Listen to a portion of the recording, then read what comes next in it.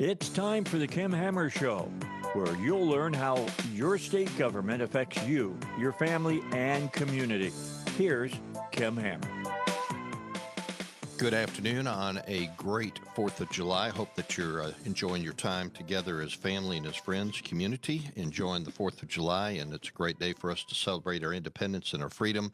And we're glad that you're spending a little time here on Saturday on the Kim Hammer Show. Got a great show lined up for you today. I'm going to have as my guest Senator Dave Wallace, who served in the Army as a Cobra fighter pilot. And then I've got State Representative LeAnne Burch, who will be joining us in a little bit. She retired from the Army in 2016 as a Brigadier General. And then I've got Will Beams, who will be joining us later. He's the immediate past commander of the VFW of the Department of Arkansas.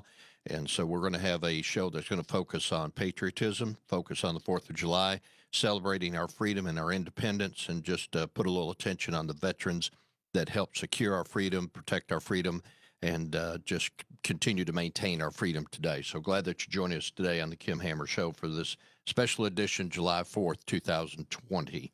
Want to give a shout out to my sponsors today, which would be Everett GMC Buick down in Saline County on Interstate I-30 there at Highway 5 overpass or Alcoa overpass. If you're looking for a great new vehicle or a certified used vehicle, Everett GMC Buick there in Saline County is a great place to go. Dwight and Susie will take good care of you as well as their staff. They got an excellent service department. They can take care of you from bumper to bumper, as they say, all the way through. So go down and see Everett GMC Buick there in Saline County on the I-30. And then always Baxley, Penfield, Mountie Realtors. They'll take care of all your real estate needs here in Central Arkansas, whether you're looking to buy or to sell. And even if you have property that you would like to rent or you're looking to rent property, they can take care of you there as well. They're located at Highway 5 and Spring Hill Road. They're in Saline County. They're not hard to find at all. And they'll go on down and they'll take great care of you. They got a great staff. They've got plenty of staff that'll help you too and give you the attention details that you need. Edwards Food Stores here in Central Arkansas, over in East Arkansas, as always, they take really good care of you with the prices and with the cleanliness of the store and the friendliness of the staff. They will take really good care of you. You can order online. They'll have it ready for you at the curb, and they sack your groceries for you. You don't have to check it out yourself. You get the same price as if you go to the big box store and they want you to check yourself out, and you don't get a discount for it. So go to Edwards Food Store, and you will not be disappointed. Tomorrow, you want to join me here at noon on 101.1 FM The Answer. I'll be presenting the message to the church that Pastor Saline Missionary Baptist Church down in Tull. We are meeting, and we're not far away from getting our Facebook Live. We've got our cameras coming in and all the other equipment we need in order to do that. We hope to have that up and going in the next couple of weeks. In the meantime, you can join us here on 101.1 FM or go up to my Facebook page. You can either get it on the Kim Hammer Show or get it on my personal Facebook page, or Saline MBC is in Missionary Baptist Church, and you can watch the services off of the video archive up there from when we record them. All right, let's get into our show today, and we're glad to have on the line Senator Dave Wallace. And Dave, thank you for taking some time out on this 4th of July to join us here on the Kim Hammer Show. Kim, good to talk to you, old friend. First of all, Senator Wallace, if you went up to his website and look, you see he's got a pretty impressive resume, pretty impressive history there.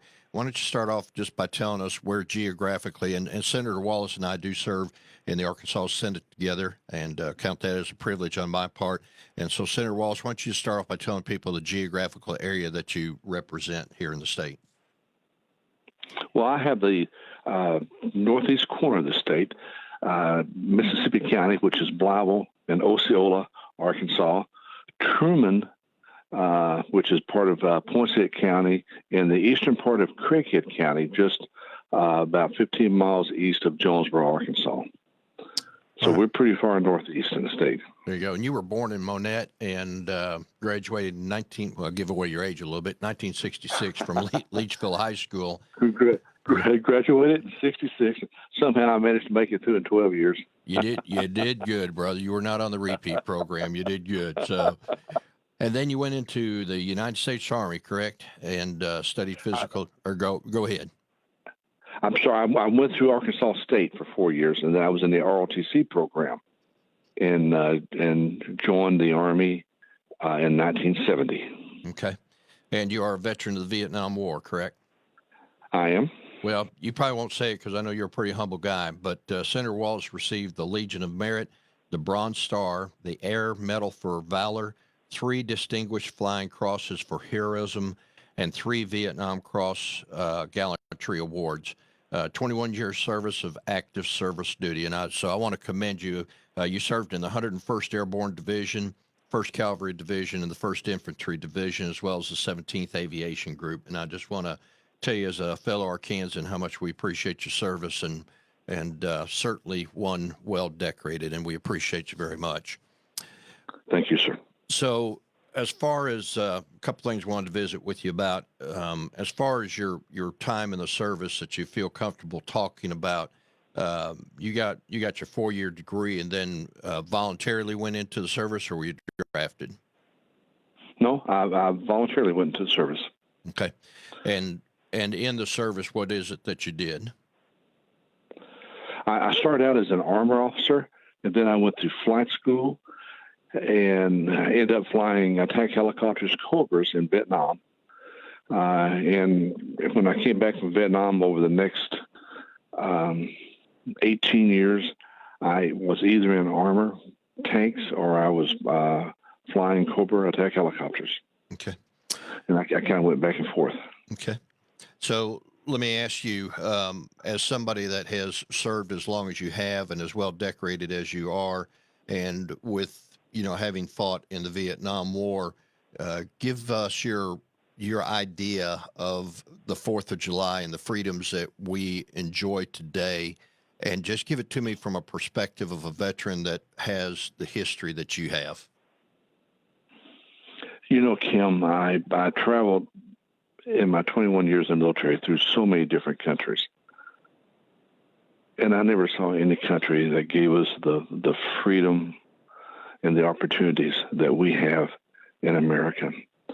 And our veterans, our soldiers, our Marines and sailors and airmen realize that most of all. When you're overseas and you're there with your brothers and your sisters, you just draw so close together. It truly is a brotherhood. And I guess now brotherhood and a sisterhood. And you look back at your country and you're just so proud of what America is. I've been in countries where if I was a citizen of that country, if I wanted to go from one village to another, if I wanted to move 10 miles away, I would have to get permission from the head person in that village or in that town. If my father was a blacksmith, my grandfather a blacksmith, I was going to be a blacksmith. In America, we have the opportunity and the right to be all that we can be. If we apply ourselves, hard work, determination, and just a wee bit of intelligence, and the sky's the limit for all of us. It makes no difference how we're born. You can be, I chopped cotton for 60 cents an hour when I was a boy. And life has been good to this old soldier. And for all of us who apply, it's a wonderful life. And we all have freedom. We have the freedom to do whatever we want to do as long as we don't interfere with the freedom of the person next to us. So I kind of rambled on there.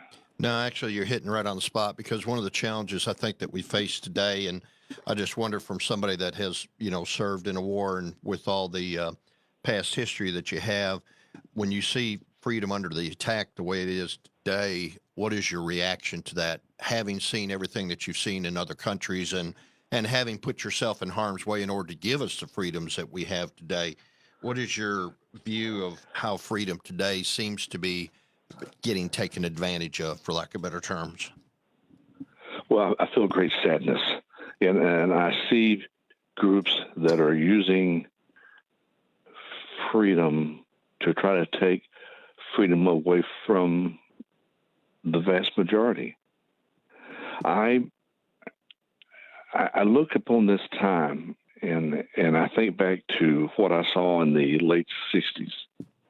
And it's a different circumstance, but it seems like we're almost repeating what we went through then. But we have a small group of people, tightly organized, well funded by dark money, and they're trying to destroy our history. And our history is the core of our lives. It's what our ancestors did. It's a foundation we are built upon. History is history. You can't change history. You can't rewrite history. And it seems like folks are trying to do that. So I feel great sadness. But I believe this. Our country has gone through many, many hard times. Think back to the Civil War. Think back to the Great Depression. Think back to the 60s. I believe that America, that our Constitution is like the mighty Mississippi River. It from times to times will swing to the right and to the left, but it is always heading downstream, and eventually it will right itself. And I believe that this will happen with us, and we just need good people, strong people to stand up and to stand up for America. You referenced back, of course, you fought in the Vietnam War. You grew up, in the 60s, graduated in the 60s and went to college. So if you do a side-by-side comparison of that generation, that 10-year period there, and what we're going through now, what similarities do you see between then and now that it's almost like deja vu repeating itself? It is to me. And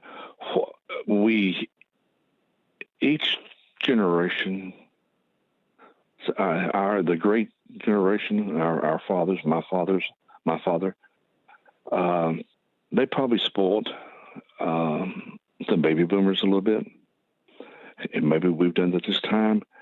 And until you fight for freedom, until you've had hard times, you don't really appreciate what our country means to us.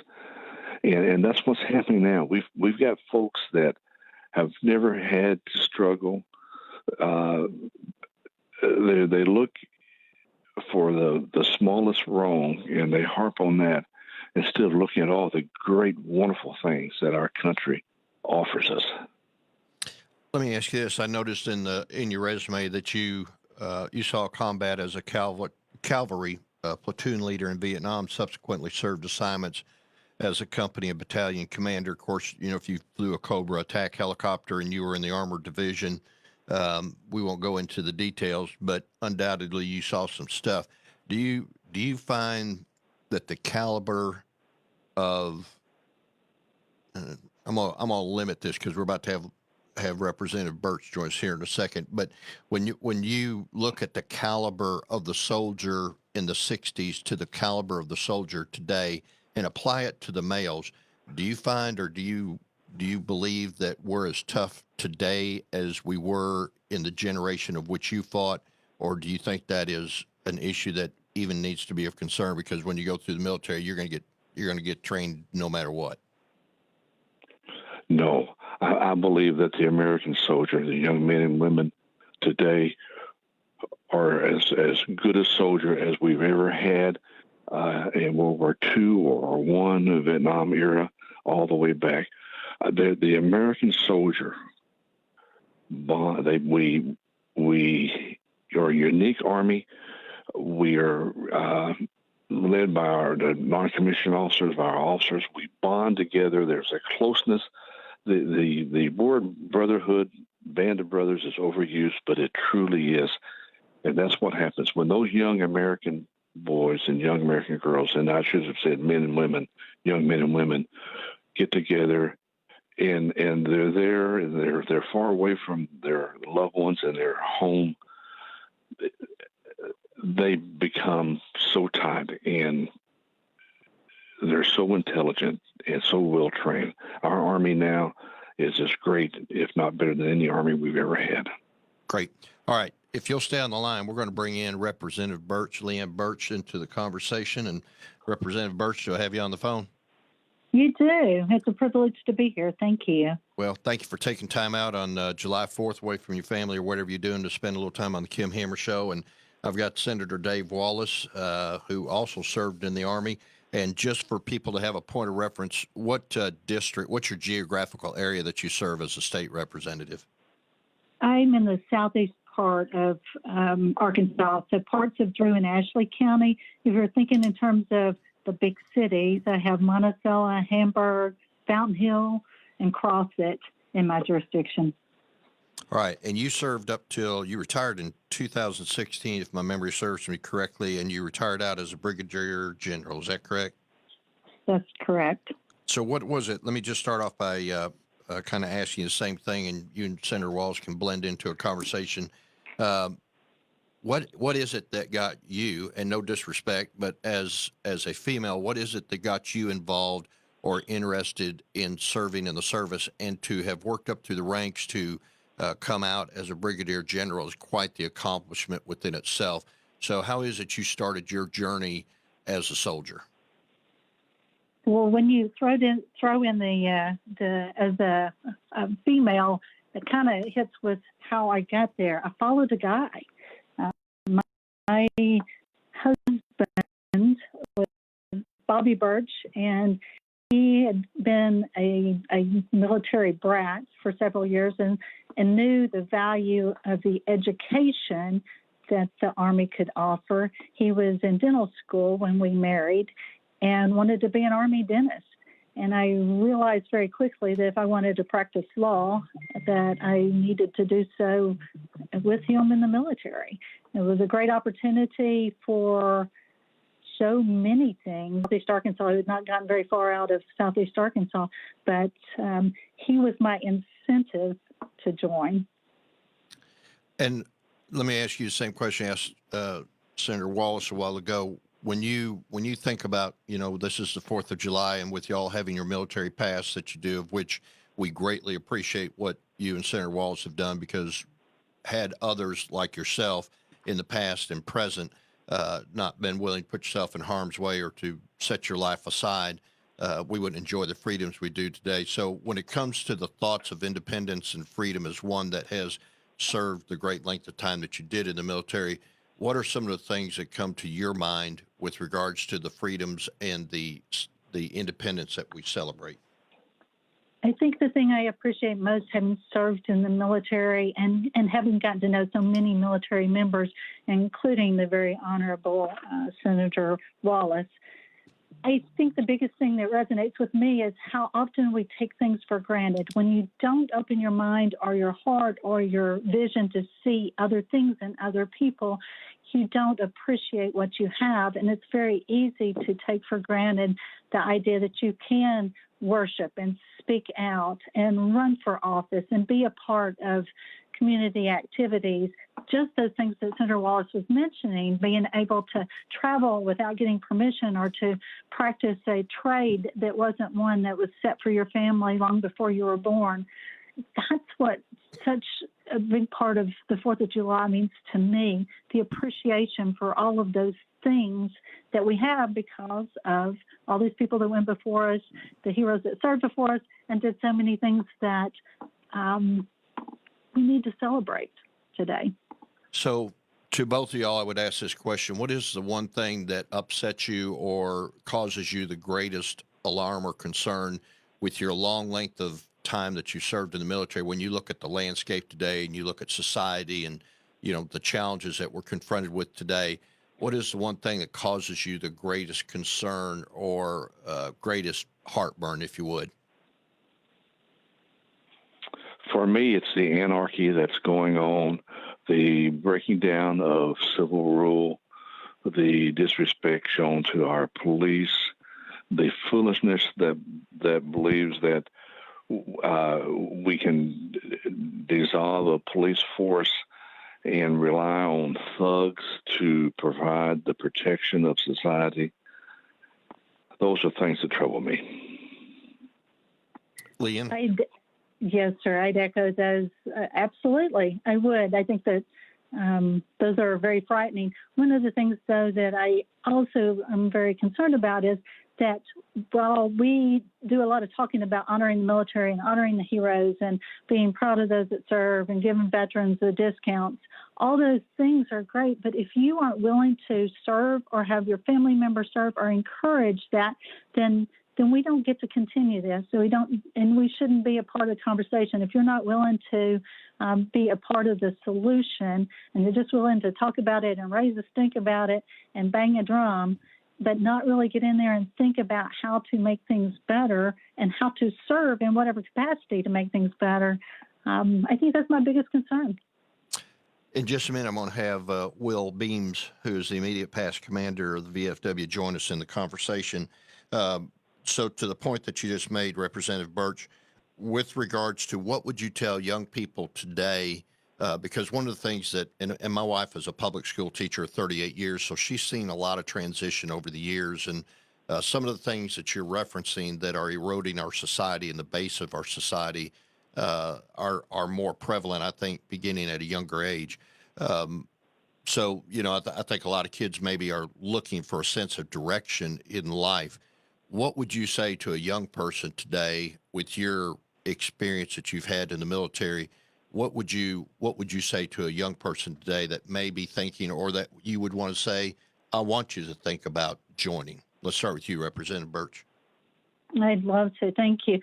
So I would say, look at the opportunities and the things that the military will give to you. And it's not just the military. I would like to say across all specters for students that public service in any shape, form, or fashion is not only honorable, but it should be expected. It should be something that you aspire to do. Education opportunities are huge also in the military, and I'm a perfect example. I came small farm in southeast Arkansas, and it gave me the opportunity not only to travel, but to see a bigger picture of the world and get several degrees I wouldn't have otherwise been able to get that would allow me later to have doors opened.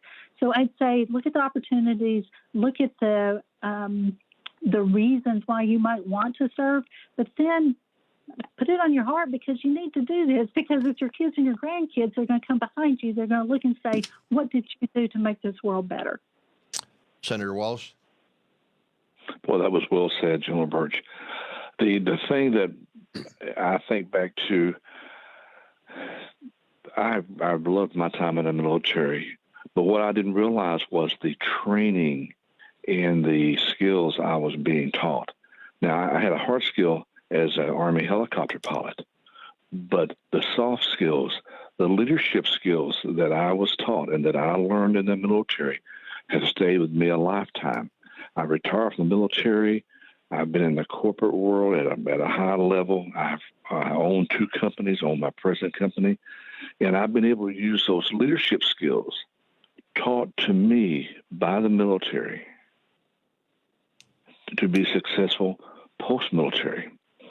That's some of the things that you will get out of the military, learning how to work as a team, learning how to lead others. That's what the military gives you. All right, I've got to go to a break here at the bottom of the hour. Can y'all hang on just a little bit through the bottom of the hour, or y'all need to get on to other things? Yes, sir. I'm here with you. Okay, so let me just close out by the bottom of the hour. I'm going to tell you, I did not serve in the military, and as I look back in life, that's one of the greatest regrets I have, is that I did not give time, which maybe is my way of making up, because I am very supportive of the servicemen and women that have served like yourself and others. One of the things to talk to you about when I come back is when it comes to looking at opportunities to serve, it seems like for those like myself that may have regrets, it would be nice if there was something we could do to be able to, get involved even later in life, and just something to think about. One of the great concerns I have is the apathy that exists in the nation today, and how that is going to permeate into key areas, whether that be in law enforcement, military, quality of elected officials, and on down the line. To me, that is one of the greatest things that we have to deal with. Let me take a break here. I want to say thank you to Everett GMC Buick, Baxley, Penfield, Mouty, Edwards Food Stores for helping sponsor this show. The comments on the show are mine and mine alone, along with the guests. So we appreciate the opportunity to have this platform. When we come back, we're going to blend in Will Beams to join in with Senator Dave Wallace and Representative LeAnne Burch as we celebrate the 4th of July here on the Kim Hammer Show. Be back in a couple minutes. As the will of the students goes, so goes the will of the nation. This is the central theme of the new movie, Return to the Hiding Place, a film about Corrie ten Boom and her family's heroic efforts to hide and save Jews from the Nazis during World War II, and about her secret army of teenagers. Watch this captivating movie tonight with your older children at salemnow.com and save 20% with the promo code Little Rock. Return to the Hiding Place at salemnow.com and promo code Little Rock. Take The Answer with you anywhere with our free mobile app, 1011fmtheanswer.com, your smart speakers, iHeart, or radio.com. Breaking news and stimulating talk. 101.1 FM, The Answer. As Arkansas reopens, Salem Media wants to help you get the word out. Let us reach your audience on time with the right call to action on the right platform. Radio, digital, or mobile, we can help you get going again. Let Salem Media tell Arkansas you're safely open for business again. To find out more, call 501-404-6545, 501-404-6545, or visit salemlittlerock.com. That's SALEM littlerock.com. Saving for retirement is a great start, but remember, it's what you do with that money that really matters. How do you get the most out of your Social Security benefits? When should you withdraw money from your IRA or 401k? And how could you pay fewer taxes in retirement? Learn how you could make the most out of every dollar you've saved for retirement. Don't miss the David Lucas Show this Saturday at 10 a.m. and 3 p.m. right here on 101.1 The Answer. Larry Elder, police. You can make interaction with police much easier. We're telling them that they can run from the police, they can take a weapon from the police, they can fight with the police and expect nothing to happen. That is the wrong message to send to black youth. What he is suggesting is something that I have been talking about for a very long time. How about complying? How about complying? The Larry Elder Show, weeknights at 6, right before Sebastian Gorka at 9 on 101.1 FM. The Answer. If anybody doubted how strong America is, look at all we've been through in the past few months and understand why we're still standing. We're still standing because we believe in the bonds that bring us together. We believe in freedom and liberty. And we believe that after all we've been through, nothing can defeat us. So let's cheer as America gets ready to rebuild and remake our lives bigger, stronger, better than ever before. Keep it here to find out how. 101.1 FM, The Answer. Welcome back to the Kim Hammer Show here on 101.1 FM, The Answer. Again, I want to say thank you to my sponsors, which are Everett GMC Buick down in Saline County for a great new car or good used certified vehicle, along with great service. Customer service is just great down there. Come on down and see Everett GMC Buick. Also, Baxley, Penfield, Mouty Real Estate, serving all your needs here in Central Arkansas, whether you're trying to buy or sell, and that can be commercial or residential, either one. Or if you have property that you want to rent, or you're looking for a place to rent, that can be residential or commercial, either one. Give my friends at Baxley, Penfield, Mouty Real Estate here in Central Arkansas a call, and they'll be glad to take care of. And as always, you're looking for a great place to shop to buy your food, go to Edwards Food Store. They can take care of you on everything. I was in their store this morning, well-stocked and very clean as always. Prices are competitive, and you can get in and out quickly and easily without any hassle. So go over there to Edwards Food Store here, either in Central Arkansas or over in East Arkansas, and those guys will take care of you. Again, tomorrow at noon, you can join me here on 101.1 FM, The Answer. I'll be presenting a sermon to my congregation, and that applies to those at the church I pastor, but those that are listening via social media or airway, and we're going to talk about freedom as defined in the Bible. So I encourage you to join back tomorrow at 1 o'clock, or at noon, here on 101.1 FM, The Answer. Today is July 4th, obviously, and we're celebrating it by recognizing a couple of those that have served in the military that I also serve with and have the privilege of serving with at the state capitol. That is Senator Dave Wallace and Representative LeAnne Burch. Dave retired out of the Army, and Representative Burch retired as Brigadier General out of the Army as well. So you've been listening, you've been hearing their story and their thought processes, and appreciate them very much. We're going to blend into the conversation, though, now. Will Beams, who is the immediate past commander of the VFW from the Department of Arkansas. And if you want to call in, have a comment or question, you can call into 501-823-0965, 501-823-0965. And Mr. Beams, thank you for joining us on the Kim Hammer Show today. Good afternoon. It's great to be here with you. Well, we appreciate you coming on and spending a little time with us. And let me just ask you, first of all, tell about the VFW as far as the history, when it got started, some of the services that it provides. Just kind of give us a couple-minute overview of the VFW. Well, the VFW was actually chartered by Congress in 1936, and it was formed by Americans of Foreign Service and the National Society of the Army of the Philippines. We are open to members who have served honorably overseas, and we're the largest and most active veterans organization in the United States. We've got over 1.6 million members in the organization, along with our auxiliary. And there's just so much to say that the VFW does. We have over 2,100 service officers across the United States. They're just to help people with their VA benefits that they've earned. We've brought $9 billion from the government to aid veterans through that service in the last year. The VFW has testified before Congress over 22 times about major veterans legislative issues.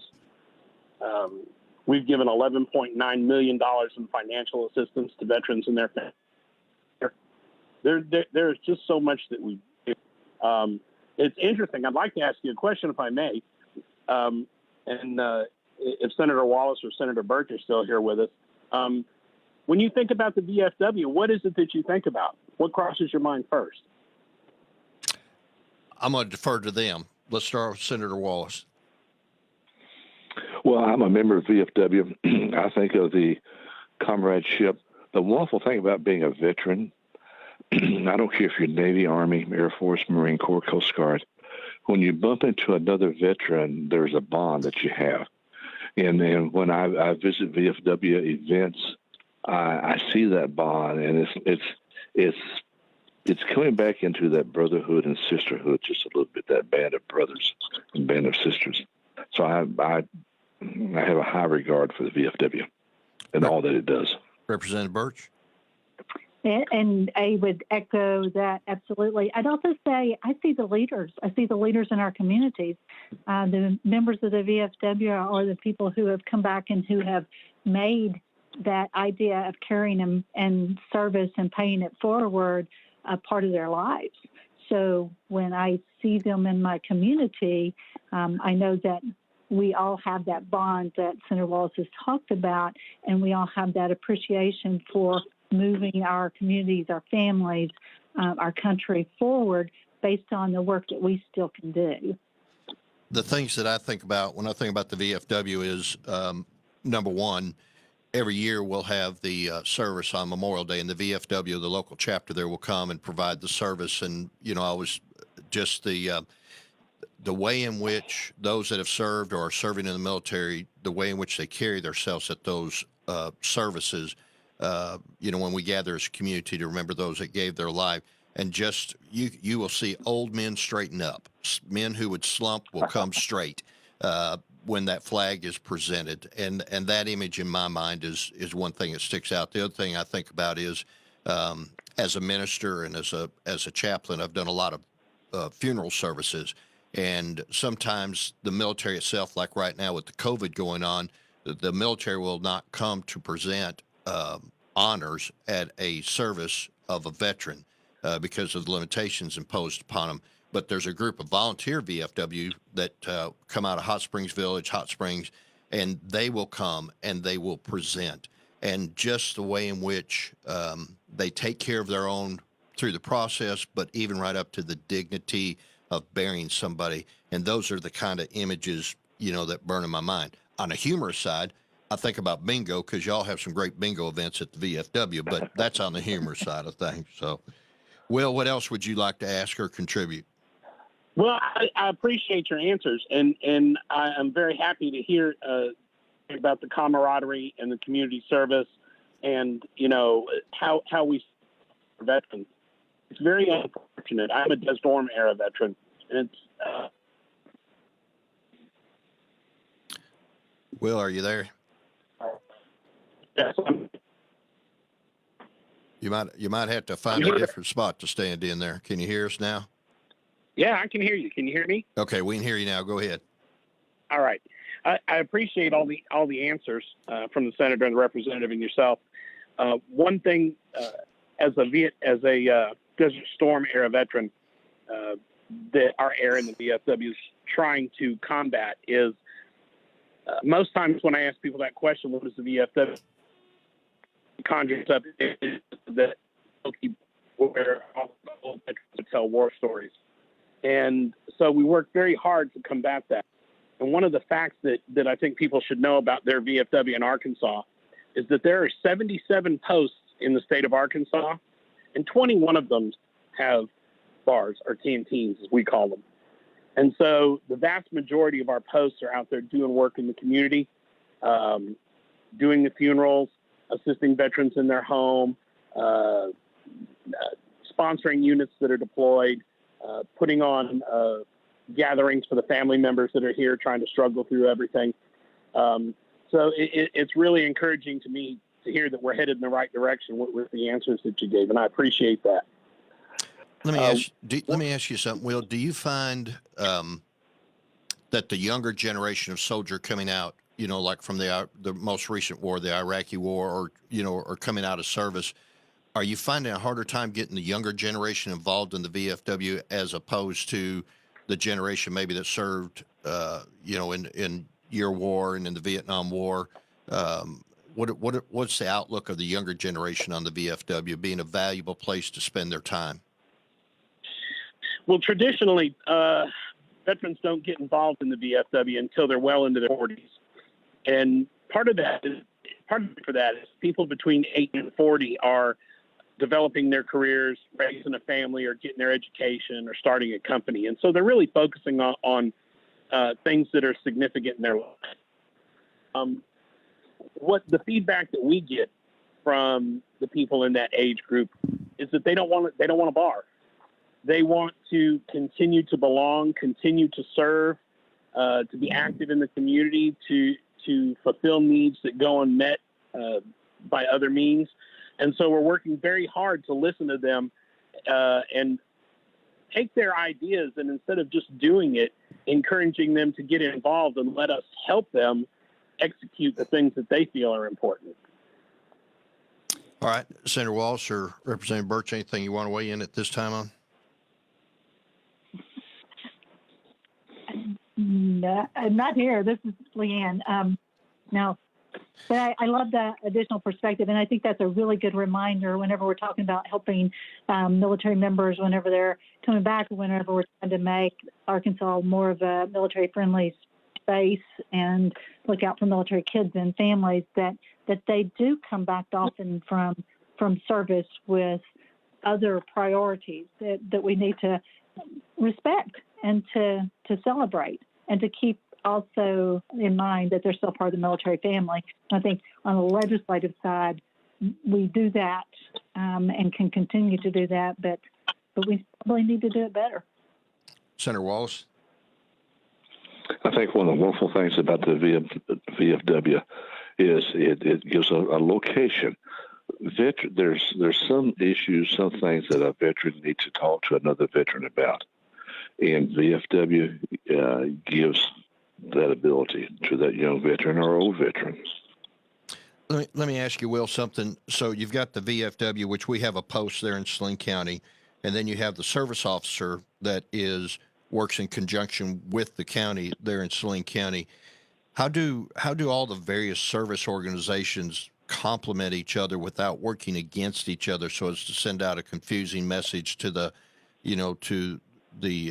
officer, to the military personnel, as to where to go and which services to get from who? Well, there's really not much of a conflict because the American Legion, the DAV, are both great organizations to assist veterans with their benefits. And anywhere a veteran can go to get that assistance, I highly encourage them to do it. The VFW has been involved in that. And like I said, we have 2,100 service officers across the United States. We have one at our state headquarters every week on Wednesday, all day long. He's a volunteer. He doesn't get paid. His name is Robert LaFond. He's always available. But then in Arkansas, we also have the Arkansas Department of Veteran Affairs, which is run by, and they have the service officers there. Gina does a good job of controlling all of that from in North Little Rock. And we sponsor them every year by helping to pay for the education that they need to stay on top of all the regulations. And we send our service officers to training every year. So service officers that are accredited are definitely the way to go. If you need help with that, you can always call VFW headquarters in Sherwood on Keel Avenue or the ADVA, and we'll definitely get you in touch with somebody. And if we can't do it, we'll find you someone who can. So with regards to, let me just ask you, how long have you been involved with the VFW, Will? 29 years. So as far as soldiers coming back from the different wars that you've seen in your 29 years or any previous history, do you see that the challenges are the same, or with the different wars that are occurring, are there different challenges that the soldiers are facing when they come back home? Oh, absolutely. That's why we're here, because the needs are ever changing. You know, after Vietnam, people were spit on for coming back and serving their country. When I came back from Desert Storm, we had yellow ribbon parades at Disneyland. Now with Iraq and Afghanistan, I didn't know what an IED was when I was in the service, but you know, you have people that are coming back with the enemy using improvised explosive devices and exploding vests, which is a whole new kind of terror that I would not conceive of. And my membership in the VFW is to continue to keep my organization here, because I'm not doing it so much for those that served before or those that are serving now. I'm doing it so my organization is here for that child who's sitting in a third grade desk right now, who's going to serve our country someday. He's not aware of the horrors that'll develop in the future. We have to be here in the future to help them, because we don't know what they're going to have to face. Let me ask Senator Wallace this question, tagging on to what I just said. Having come out of the Vietnam era war, and as you see soldiers today, do you think that with what Will just said, are there significant differences that you think that you experienced coming out versus those that are coming out today? Yes. Our country lost its way in my opinion, in the late 60s and early 70s. We had a war that became increasingly unpopular, and society tended to blame the young men and young women that were going to that war, most of whom were draftees. I'm so proud of the way the country has treated our young veterans coming back from, first of all, Desert Storm and now Iraqi freedom and Afghanistan. And I hope we don't lose that. We need to be very proud of those young men and young women that are coming home, that stood their watch and to protect the freedom of all the rest of us. All right. So let me ask you this, Will. Representative Burch has, she is an attorney. And Representative Burch, did you practice law in the military? Yes, I was in the Judge Advocate General's Corps. Okay.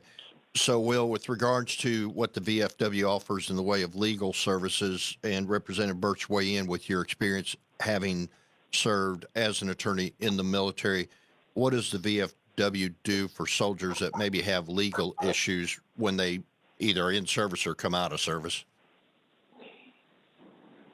Can you be more specific? What type of legal issues? Well, I mean, if if they need any kind of legal guidance, is there anything that the VFW does to provide legal guidance to members of the VFW, or are they pretty much left on their own to go seek out a civil attorney to deal with matters that they may are confronted with when they come back, say if their finances have unraveled or their family has unraveled? What support are they able to give? Because in today's era, you can't find your way without an attorney to guide you through it sometimes. So is there anything that is given to them in that area? Well, I'll be honest with you. The VFW has some listing that they can offer, but most of the legal assistance that we offer goes back through the VA system. The VA system has estate planning. They've got classes on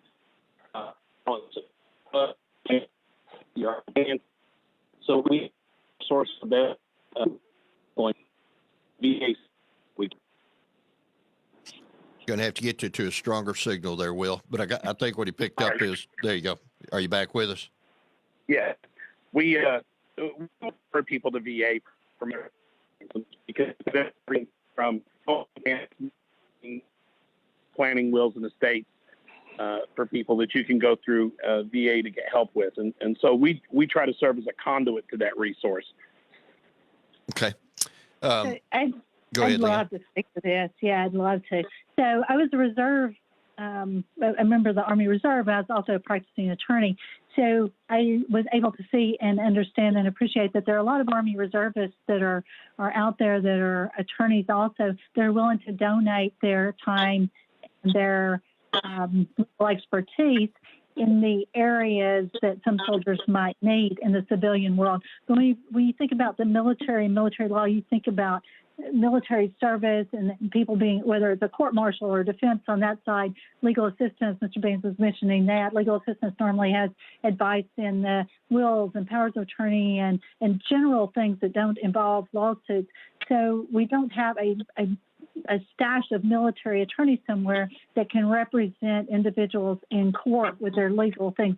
But what we do have in Arkansas is the Arkansas Bar Association has a military or a section of attorneys that are willing to donate their time to soldiers or to any military member that might have something and they might have an expertise in it. So the Arkansas Bar Association is really good about that. We also have, and I know this having worked very closely with Zach Baumgartner, right now he is the student vet at Bowen Law School, the president of the Student Vet Association. So even at our law school in Little Rock, we have the opportunity for veterans to be assisted by senior law students and mentors there in the law school. So there are a lot of avenues that might not get full representation, but a lot of places where people in Arkansas who are associated with the military can get additional assistance and guidance on the civilian legal side.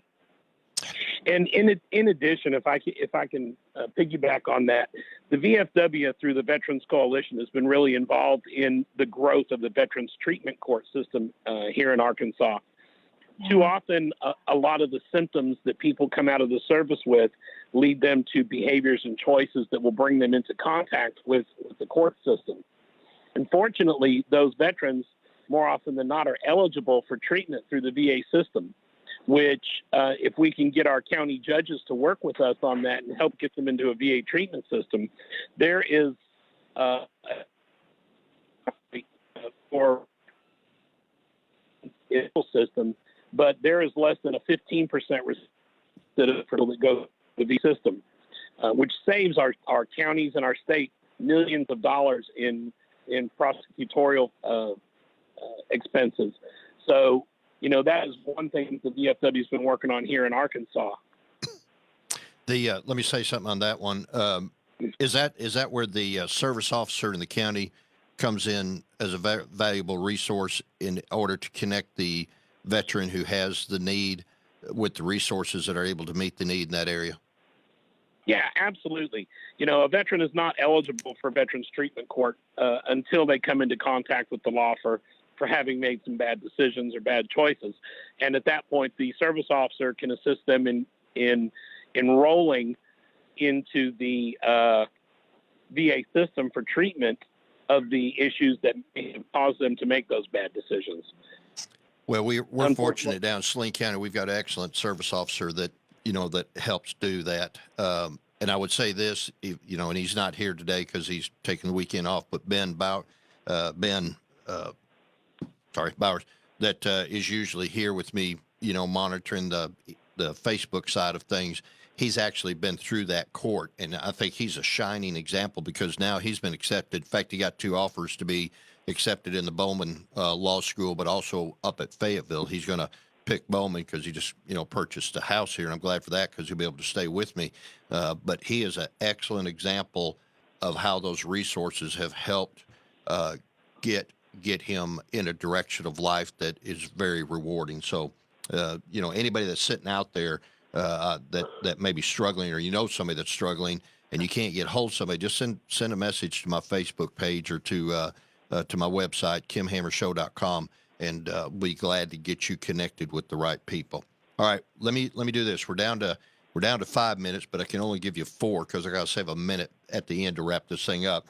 But let me ask you, Will, you've got 2 senators and a representative on the radio live. What can we do to help you and the VFW legislatively, or what is it that we can do as elected officials? Well, let me flip that around on you a little bit, because the VFW is a veteran service organization, and I have been the head of the legislative committee, now the government affairs committee for the Veterans Coalition for the last 7 years. And what I have to ask is, how can we help you? We're involved. We have lawyers, we have doctors, we have electrical engineers, we have every facet of our society involved in the VFW. And we are not a special needs group. We are a special skills group. And we are here to offer our services to our community, because if it were not for those of us with special skills, those of us that did have special needs wouldn't have anything there to benefit them at all. If you need from the W or the Veterans Coalition for that matter, you let us know and we will get involved to help you. Very good. So let me ask you, Senator Wallace, let me give you a minute for any final comments or any final thoughts you've got. Proud of my country, and God bless America. Representative Burch? Can I just say what he said? That's so well said. And it's such an honor to be able to participate in something to remind folks of the opportunities that are available to military members, military families through your program. So I'm so grateful for this platform that you're doing on this amazing birthday for our country. Thank you. Very good. And Will, you got any parting thoughts you want to share with the listening audience? Yeah. And remember the day when we declared our independence, and remember with that, our founding fathers sacrificed their lives, their fortunes, and their honor to keep that going. If you're willing to take advantage of the rights, be willing to get your hands in and get it dirty. Everybody has a safe 4th of July. All right. Thank you very much. And I want to say a special thanks to all my guests, which have been Senator Dave Wallace. I have the privilege of serving him within the Arkansas Senate. Representative LeAnne Burch, have the privilege of serving with her on the House side. And both those are retired military individuals from the Army, and appreciate them taking time to be on the Kim Hammer Show this afternoon. And that was Will Beams. Will, are you still on the phone? Give us a contact number or something that we can put out there for anybody that may want to reach you or reach out to the VFW. Okay. Call me directly. That's what my cell phone's for. My number is 501-655-1035.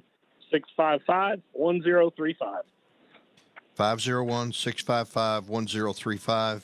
And we'll get that up on the website. If you didn't get a chance to get it, you go to kimhammershow.com and get it. All right. I want to say thank you to all the guests that have joined me today, and I also want to say thank you to the sponsors, which is Everett GMC Buick, Baxley Penfield Mouty, and Edwards Food Store. All these are great businesses that are family owned. I encourage you to support them, and you'll be doing a lot to give back to the community.